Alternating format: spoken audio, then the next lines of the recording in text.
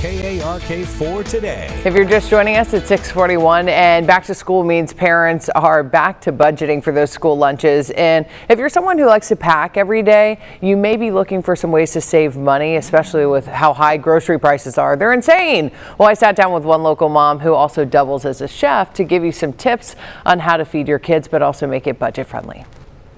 And if you stretch it out for the week, you are probably spending maybe $25. Sarah Hurst, like many other Arkansas parents, is gearing up for a busy school year filled with packing lunches.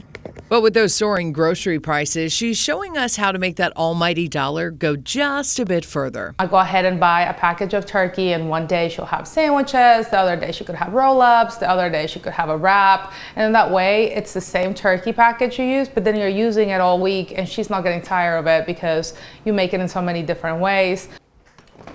Also, don't forget to just check your fridge and see what you already have. I use vegetables that I already have in hand, like cucumbers, tomatoes. Sarah says the key is to not make things complicated. But really anything you have in the fridge. And make a list so you don't go and overbuy or let things go to waste. What can happen too is you'll buy things at the grocery store specifically for it, and then you'll forget. If you don't see it, you'll forget about it. So I usually like to have a list of what I bought.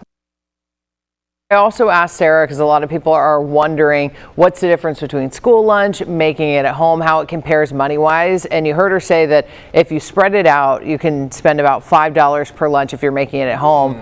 Well, she also says school lunches range between $5 and $7, so it kind of comes out pretty evenly. And she said making your kids' lunches at home, you actually know what your kid wants in the proper portions, where at school, sometimes they don't get enough. She brought up high schoolers, and she said high schoolers like to eat a lot.